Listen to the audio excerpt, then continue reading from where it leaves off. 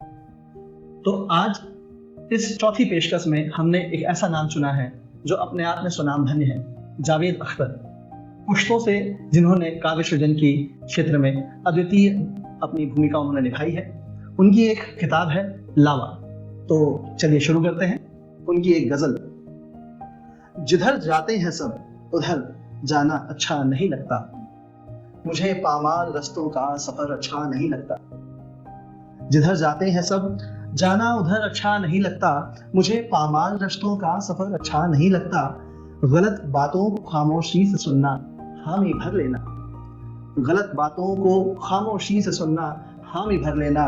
बहुत है फायदे इसमें मगर अच्छा नहीं लगता। मुझे दुश्मन से भी खुददारी की उम्मीद रहती है, मुझे दुश्मन से भी खुददारी की उम्मीद रहती है। किसी का भी हुसर कदमों में सर अच्छा नहीं लगता, किसी का भी हुसर कदमों में सर अच्छा नहीं लगता।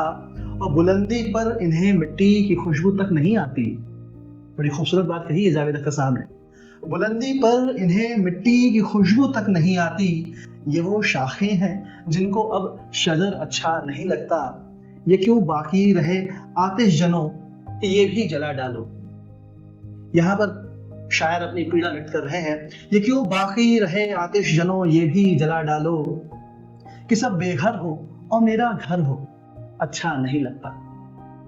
जावेद अख्तर साहब की मुख्तलिफ रचना है और पिछली जो हमारी काव्य श्रृंखलाएं थी उसमें मुझे विशेष रूप से ये कहा गया, ये सुझाव आप सभी की तरफ से आया कि जो भी रचना हो उस पर हम अपनी टिप्पणी भी दें। तो आज जावेद अख्तर की इस गजल के साथ में हम अपनी टिप्पणियों के साथ एक बार फिर से गो थ्रू करेंगे, एक बार फिर से हम गुजरेंगे उन्हीं शब्दों के बीच से। बड़ा ही शानदार शेर रहा कि जिधर जाते हैं सब जाना उधर अच्छा नहीं लगता, मुझे पामाल मतलब जो घिसे पिटे रास्ते हैं, मुझे पामाल रस्तों का सफर अच्छा नहीं लगता। कहीं ना कहीं अपनी लीग बनाने वाले, अपनी राह खुद चुनने वाले, जो समाज की धारणाओं को चुनौती दे सकते हैं, नास्तिक होने के रूप में जावेद अख्तर प्रख्यात हैं, अपनी बातों को बेबाकी से रखने के लिए प्रख्यात हैं। तो कभी अपने हृदय के भावों को यहाँ उड़ेल रहा है कि जिधर जाते हैं सब जाना उधर अच्छा नहीं लगता। तो ये रचना की शुरुआती लाइन ही बता रही है कि व्यक्ति का व्यक्तित्व कैसा है। गलत बातों को खामोशी से सुनना हामी भर लेना, बहुत है फायदे इसमें मगर अच्छा नहीं लगता। अक्सर आप अपने ऑफिस में, स्कूल्स में, कॉलेजेस में, रिश्तेदारी में आप देखते होंगे, सोचते होंगे, जो यसमैन की भूमिका में है, जो हर बात पे हामी भर रहा है, जो गुडी गुडी बॉय बना फिर रहा है, वो सबके लिए बहुत अच्छा है। लेकिन जिसका ज़मीर जिंदा है, जो जिंदा दिली से बातों को देख पाता है, वो ऑब्जेक्शन उठाता है, वो हर चीज पर हामी नहीं भर पाता। बहुत है फायदे मगर वो फायदा इन्हें नहीं चाहिए। अगला इनका शेर है कि मुझे दुश्मन से भी खुददारी की उम्मीद रहती है।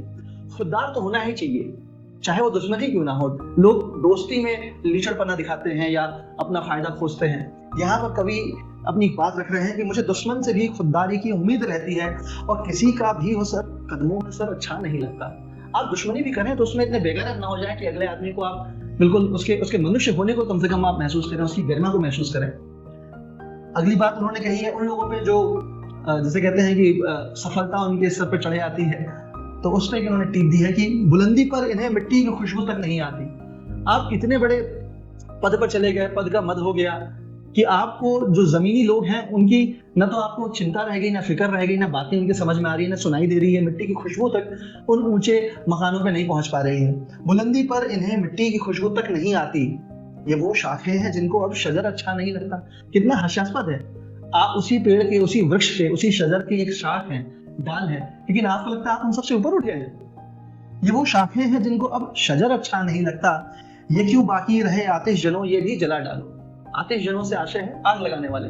वो कोई भी हो सकते हैं, सामाजिक परिवेश में, आर्थिक परिवेश में, राष्ट्रहित की बात में, चिंतन में कहें, या धार्मिक उन्माद, मजहबी उन्माद फैलाने वाले लोग हों, उन सबके लिए यहाँ पर एक लाइन है ये क्यों बाकी रहे आतिश जनों ये भी जला डालो, कि सब बेघर हो और मेरा घर हो अच्छा नहीं लगता।